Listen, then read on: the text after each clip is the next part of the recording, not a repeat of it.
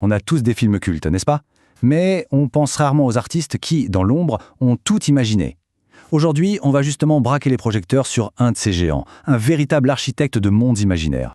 Alors, voilà une petite énigme pour commencer. Qu'est-ce qu'une DeLorean qui voyage dans le temps, le vaisseau spatial Nostromo et l'épée de Conan peuvent bien avoir en commun?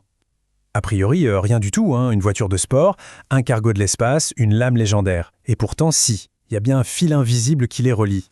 Et ce lien, attention, ce n'est pas un studio, ce n'est même pas un réalisateur connu. Non, c'est la vision d'un seul et unique artiste. C'est l'imagination d'un seul homme qui est derrière ces trois icônes absolues. La grande question, évidemment, c'est qui? Eh bien, son nom, c'était Ron Cobb. Alors oui, ce nom ne sonne peut-être pas aussi familier que celui d'un Spielberg ou d'un Lucas, et pourtant, son impact sur l'allure, sur l'esthétique de la science-fiction, il est juste monumental. Et son histoire personnelle, elle, est au moins aussi incroyable que les mondes qu'il a pu imaginer. Pour vraiment saisir le génie de Cobb, il faut revenir en arrière, à ses tout débuts. Et là, on se rend compte que rien, mais alors rien ne le destinait à devenir une légende d'Hollywood. Son parcours, c'est vraiment tout sauf une ligne droite. On est en Californie. Le jeune Ron Cobb a 18 ans et, chose incroyable, sans aucune formation artistique officielle, il réussit à se faire embaucher comme intervalliste chez Disney. Oui, chez Disney. Et pas sur n'importe quoi, il bosse sur La Belle au bois dormant. On se dit que c'est un début de carrière de rêve, non? Sauf que la réalité va vite le rattraper. Une fois le film terminé, il est tout simplement licencié. Et là, c'est la dégringolade. Il se retrouve à enchaîner les petits boulots, mais des boulots qui n'ont plus rien à voir avec l'art. Il est facteur, ouvrier, puis en 1960, il est appelé par l'armée. Il est envoyé au Vietnam, pas pour combattre, mais comme dessinateur. Franchement, quel parcours. Et c'est justement après son service militaire que sa carrière va prendre un virage, mais un virage à 180 degrés.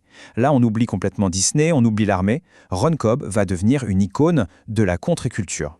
Il se met à bosser pour le Los Angeles Free Press, qui était à l'époque un journal underground, hyper engagé.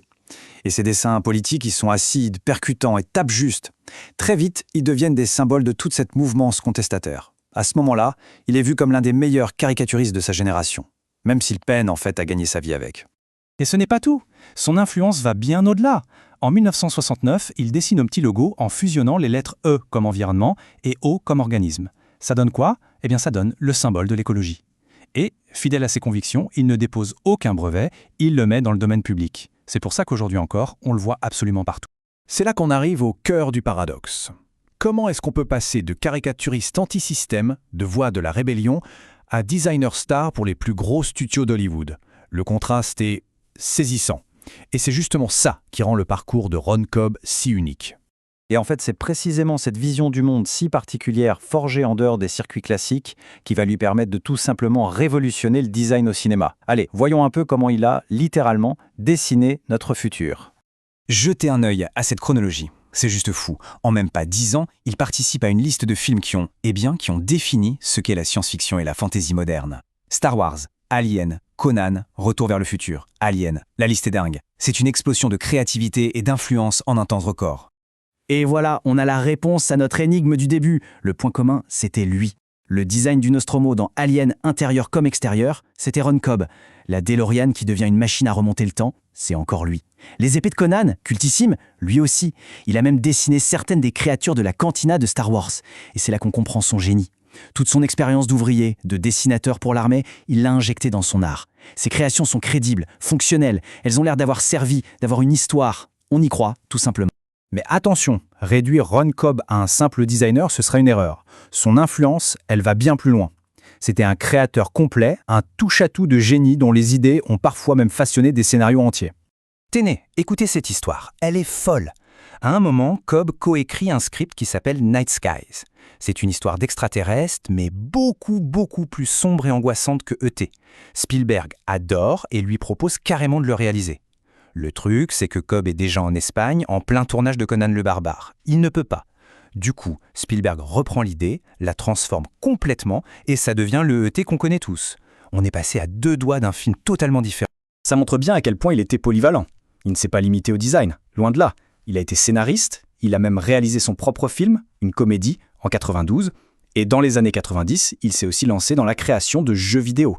Un vrai couteau suisse de la création. Donc, si on résume, son parcours est juste hallucinant. D'artiste autodidacte, il devient ouvrier, puis se réinvente en figure de la presse radicale, avant de devenir presque par hasard l'un des cerveaux visuels les plus influents d'Hollywood. C'est une trajectoire unique. Au final, son héritage est colossal. Il n'a pas juste dessiné de jolis vaisseaux ou des épées cool, non, il a donné une texture, une crédibilité, presque une âme au monde qu'on a tant aimé au cinéma.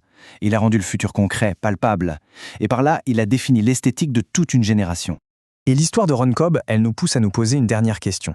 Pour chaque film, chaque jeu, chaque univers qu'on adore, combien d'artistes comme lui travaillent dans l'ombre? Des créateurs de génie dont le travail nous fait rêver, mais dont on ne connaît même pas le nom. Alors peut-être que la prochaine fois qu'on sera bluffé par un monde imaginaire, on aura une petite pensée pour tous ces architectes invisibles qui l'ont construit pièce par pièce.